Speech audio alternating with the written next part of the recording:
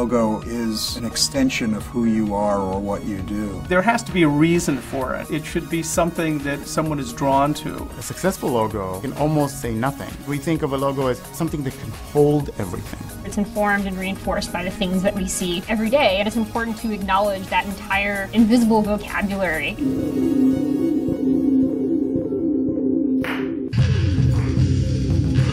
Logos go back to deep antiquity. It was a single image of something that was used as an expression of the individual. They represented a thought, an idea, or even a product, perhaps. Aristocracy, for example, would have shields, and those are basically complex logos. And not everybody was literate, so pictorial means were ways of getting around that illiteracy. In ancient Rome, you'll find mosaics, and those mosaics are pictures of tradesmen. So you'd see an elephant, which would mean somebody has been to Africa, or you'd see dolphins, which means somebody's probably dealing in fish. So all of these things indicated who the merchant was. And I think that's the beginning of the logo. Logos increased exponentially as commerce increased, industry increased, as technology increased, and there was more and more competition. Logos have gone from being very Victorian looking to very modern looking, meaning they're more economical. So logo designers have to have a sense of what the company wants its personality to be. And then it manufactures this mask. And the logo is essentially a mask. It's an identifier, but it's also something that stands in for who you are.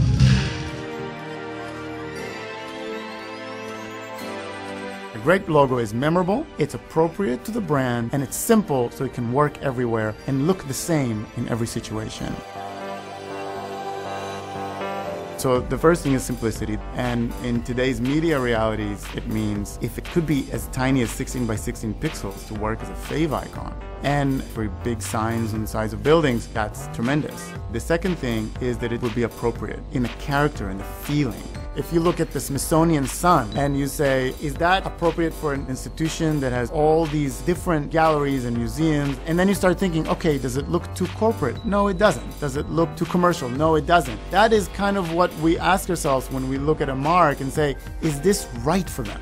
And then the last thing, it should be memorable. And often it's something awkward. Often it's something that throws off a balance. And a good example is Mobile. That was done by Tom Geismar, my partner. He designed these letters that are based on geometry, and the simple change of the O to red made it just burn into your mind. When a design fulfills these parameters, with time it will build equity and it will build recognition. And we're looking for something that will look fresh for a long time. Logo design is not like math. 1 + 1 = 2, but blue plus square, you don't know what it's going to equal until you get in there and start doing it. I like to have one idea that I really believe in and the client really believes in, and I like to iterate the hell out of it. For example, in the off-book project, we probably ended up making 40 different versions of the logo before we ended up with the final set. Starting out, I took all these little pieces of paper and I printed the words off book on it and just folded it into different shapes. It was interesting because you have this very ordered system of type that's always in a grid, but then where you had the bend in the paper, it was this interesting little interruption.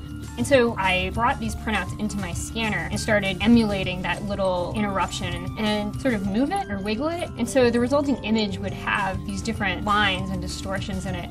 And once I had all of these varieties of shapes, we were able to look at them and assess them and try to figure out which ones seemed the most interesting and pleasing. And then the process from there was just a process of choosing colors, choosing different transparency levels and relationships between the different elements, and it was just a matter of refining it. And so this seemed like a perfect opportunity to reference this larger metaphor that Off-Book is creating about non-traditional and fringe culture and art. The victory of getting the idea and then the victory of having something physical that represents the idea, those are two very good moments.